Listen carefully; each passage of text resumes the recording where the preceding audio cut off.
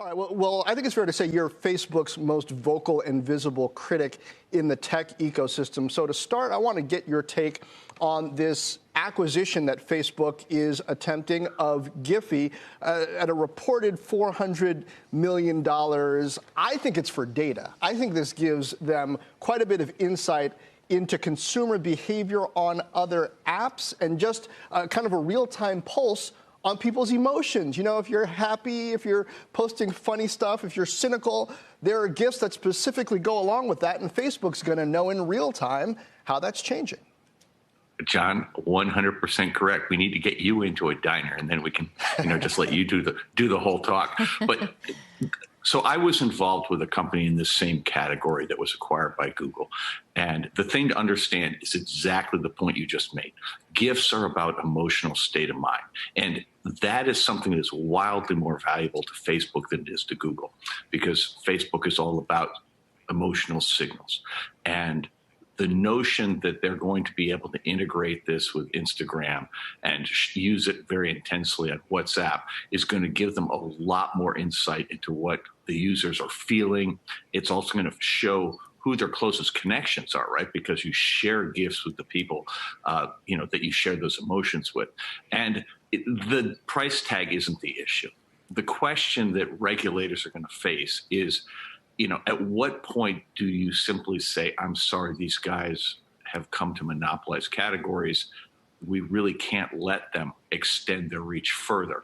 We obviously have not hit that point. There's no indication yet that there's going to be any pushback from the feds on this. Can you get a monopoly? Can you get a monopoly on digital empathy, though? I mean, I'm trying to imagine what the argument would be like. They know too much about what people are feeling, so therefore we can't allow this acquisition. How do you regulate that?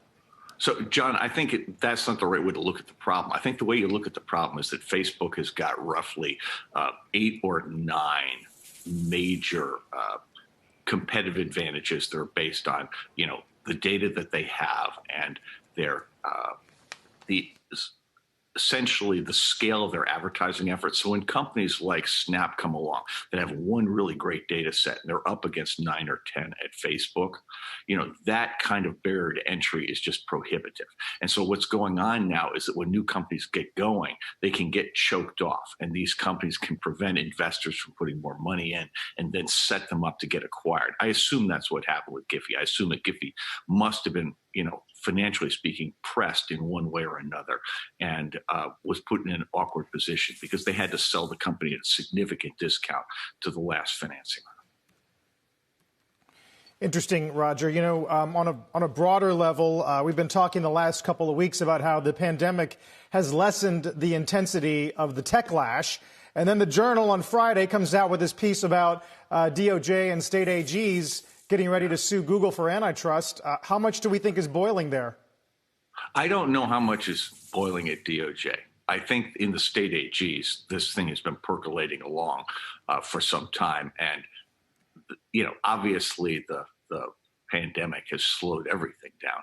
My impression is that the company with the greatest risk because of the pandemic is actually Amazon, because if Bezos uses the $4 billion he's investing in pandemic-related things this quarter to somehow improve the working conditions for the employees or pay them better, that will solve his regulatory problem for a while. But in the absence of that, I think Amazon has really stood out for its very anti-employee behavior. We've seen a similar thing at Google where they've rolled back a bunch of diversity programs and clearly tried very hard to prevent any employee labor actions. And I think those two companies are going to be in the sights of regulators. But at present, the U.S. antitrust infrastructure is so weak, it's not clear what they can do, which is not to say that we shouldn't strengthen it and should do something, but just rather that I think that risk has been mitigated by the pandemic. And when the pandemic is over, we're going to have really huge fish to fry in terms of rebuilding the economy. Think about healthcare. I mean, the issues of employer-based healthcare are being exposed right now in a way that I suspect will cause people to try a different model of of healthcare financing going forward. And the same thing is true in transportation. Same thing is going to be true in manufacturing. I mean, we can't make a cotton swap. I mean, that's something that I suspect from an economic policy point of view is going to percolate right to the top of the heap. This is going to accelerate some of those trends towards more digitization of some of these other industries. I also think it's interesting you mentioned Amazon, Roger, given the fact that the company signaled that they were not necessarily willing to put Jeff Bezos in front of Congress to testify as well.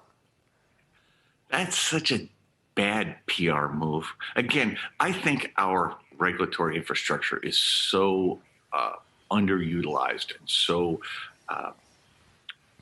weak at present that he probably doesn't have that much to fear in the short run. But right now, Facebook is the poster child for bad behaving tech companies. The last thing Bezos should want to do is give Zuckerberg an opportunity to get out of the limelight.